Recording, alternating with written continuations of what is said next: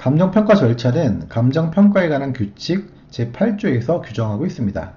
먼저 기본적 사항을 확정하죠. 기본적 사항 중에서 가장 중요한 것은 감정평가 대상이 되는 물건이겠죠. 그럼 이것들에 대한 처리 계획을 수립하고 그 다음에 현장 나가야겠죠. 현장 나가서 대상 물건을 확인합니다. 실지조사가 원칙이에요. 현장에서 자료 수집하고 정리하고 사무실 들어와서 자료 검토 및 가격 형성 요인을 분석합니다. 그 다음 감정평가 방법의 선정 및 적용. 앞에서 배운 3방식 6방법 중에서 하나를 선정해서 적용하겠죠. 마지막으로 감정평가액을 결정하고 표시하면 끝이 나는 거예요. 이렇게 감정평가액을 결정해서 표시한 문서를 우리는 감정평가서라고 부르는데, 이 감정평가서에 필수적으로 기재하는 사항은 다음과 같습니다.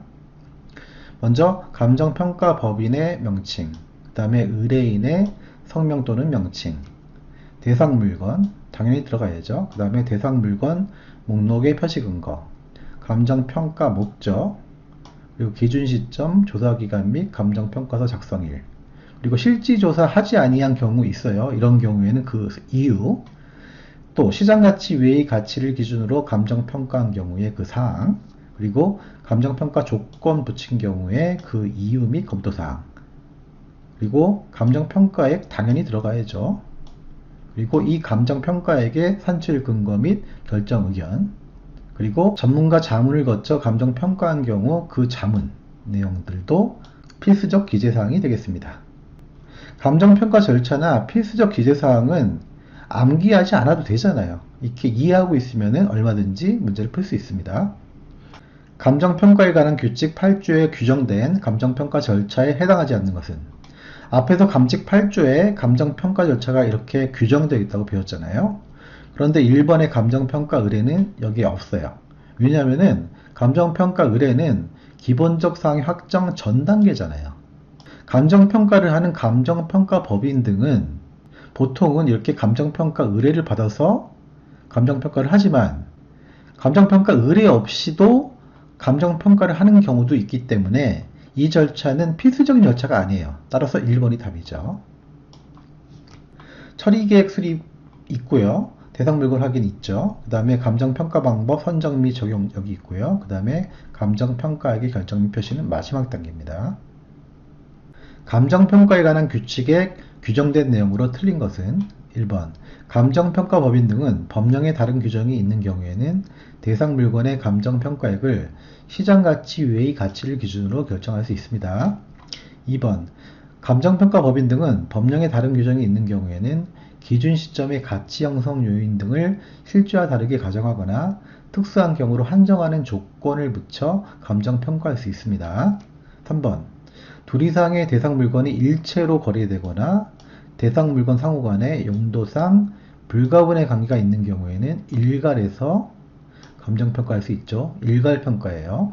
4번 하나의 대상 물건이라도 가치를 달리하는 부분은 이를 구분하여 감정평가할 수 있습니다. 이른바 구분평가죠. 5번 기준 시점은 대상 물건의 가격조사를 개시한 날짜로 한다. 다만 기준 시점을 이미 정하였을 때에는 그 날짜에 가격조사가 가능한 경우에만 기준 시점으로 할 수 있다. 아니죠. 기준 시점은 대상 물건의 가격조사를 개시한 날짜가 아니라 완료한 날짜예요. 아셨죠? 이 뒷부분은 맞습니다. 따라서 5번 지문이 앞부분이 틀렸고요. 5번이 답이죠. 감정평가에 관한 규칙에 규정된 내용으로 틀린 것은 1번 기준 시점이란 대상 물건의 감정평가액을 결정하는 기준이 되는 날짜를 말하죠.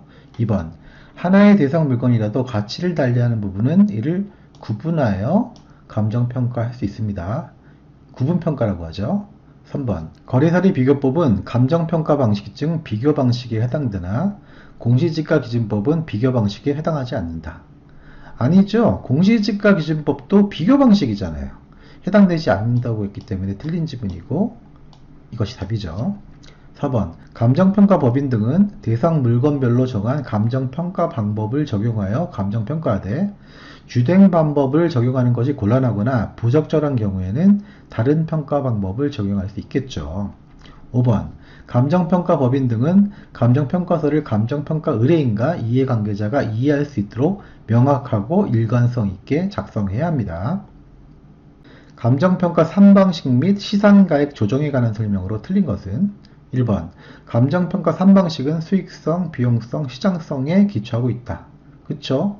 수익성은 수익환원법, 비용성은 원가법, 시장성은 거래사례 비교법이죠. 2번 시산가액은 감정평가 3방식에 의하여 도출된 각각의 가액이고요. 3번 시산가액 조정은 각 시산가액을 상호 관련시켜 재검토함으로써 시산가액 상호 간의 격차를 합리적으로 조정하는 작업이고요. 4번 시산가액 조정은 각 시산가액을 산술평균하는 방법만 인정된다. 아니죠. 보통은 산술평균하는 것이 아니라 가중평균합니다. 따라서 4번이 틀렸고 답이죠. 감정평가에 관한 규칙에서는 시산가액 조정에 대하여 규정하고 있다. 그쵸? 12조 2항에서 규정하고 있습니다. 다음 표를 활용하여 시산가액 조정을 통해 구한 감정평가액은 자, 표를 보니까 거래 사례를 통해 구한 시산가액은 1억 2천만 원이고요. 조성비용을 통해 구한 시산가액은 1억 1천만 원이에요. 마지막으로 임대를 통해 구한 시산가액은 1억 원입니다. 시산가액 조정 방법은 가중치 부여하는 방법이고요. 그 가중치가 원가 방식은 20%, 비교 방식은 50%, 수익 방식은 30%입니다. 자, 이젠 각각의 방법을 가중평균해서 감정평가액을 구하면 되겠죠. 첫 번째 거래 사례는 비교 방식이잖아요. 따라서 1.2억 원이 50%에 해당하는 거예요. 그러면은 1.2억 원에다가 0.5 곱해주면 되겠죠. 두 번째 조성비용은 원가 방식이기 때문에 1.1억 원에다가 0.2 곱해주고요. 마지막 임대료는 수익 방식이죠. 따라서 1억 원에다가 0.3 곱해주면 됩니다. 이것을 계산해 가지고 더해주면요 1.12억 원이 나오는데요. 바로 1.12억 원이 시산가액 조정을 통해 구한 감정평가액이 되겠습니다. 4번이 답이죠. 쉽다.